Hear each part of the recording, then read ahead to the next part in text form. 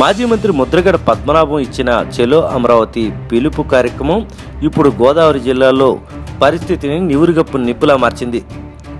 కాపు సామాజిక రిజర్వేషన్ల అంశం సున్నితమైనది కావడం వల్ల ఇటు ఉద్యమకారులు కానీ పోలీసులు కానీ ఏ చిన్న తప్పు జరిగినా తీవ్ర పరిణామాలే ఎదురయ్యే ప్రమాదం పొంచి ఉంది.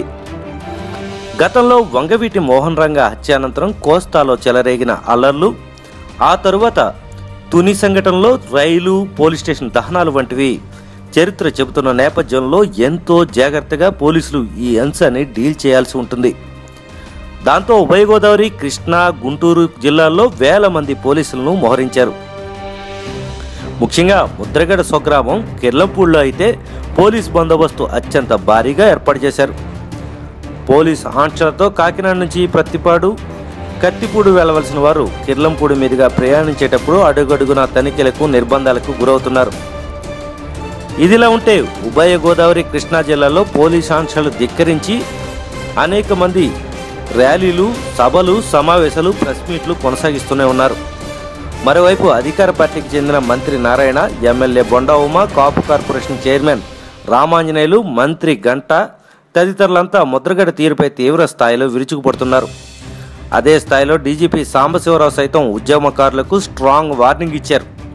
గతంలో జరిగిన ఆస్తుల విధ్వంసం నేపథ్యంలో ముందస్తు చర్యలు తీసుకున్నామని, ఆయన పాదయాత్రకు అనుమతి కోరలేదని, ఒకవేళ అడిగినా సుప్రీంకోర్టు మార్గదర్శక సూత్రాల మేరకు అనుమతించే అవకాశం లేదని స్పష్టం చేశారు డీజీపీ.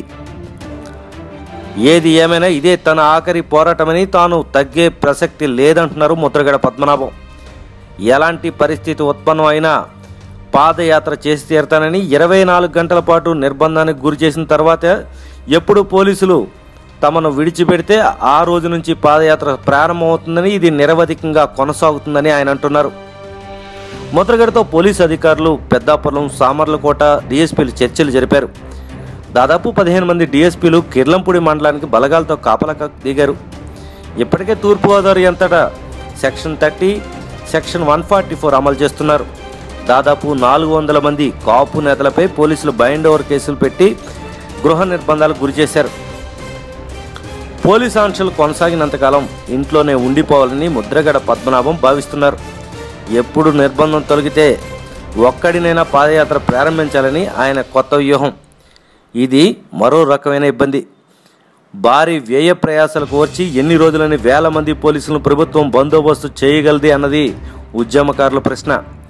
ఎక్కువ రోజులు ఆయన గృహ నిర్బంధంలో ఉన్న గోదావరి జిల్లాల్లో కాపు సామాజిక వర్గంలో అసహనం పెరిగే ప్రమాదం ఉంది. దాంతో ఇప్పుడు సర్కార్కి ఒక రకంగా, ముద్రగడకు మరో రకంగా ముందు నుయ్యి వెనక గొయ్యిగా పరిస్థితి మారిపోయింది. ప్రభుత్వం వైపు నుంచి కాపు రిజర్వేషన్లపై చక్కచక్క చర్యలు మొదలయ్యాయి. మంజునాథ కమిషన్ మధ్యంతర నివేదిక అయినా వచ్చేలా చూడాలని సర్కారు కమిషన్కు లేఖ రాసింది. కమిషన్ సభ్యుడు స్పందించి 13 జిల్లాల నుంచి వచ్చిన విజ్ఞాపనలు పరిశీలిస్తున్నామని వెల్లడించారు. త్వరలోనే నివేదిక అందజేస్తామని ప్రభుత్వానికి కూడా తెలియజేశారు.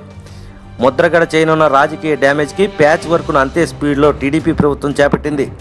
అయితే ఉద్యమం ఎలాంటి మలుపులు తీసుకుంటుందో వేచి చూడాలి.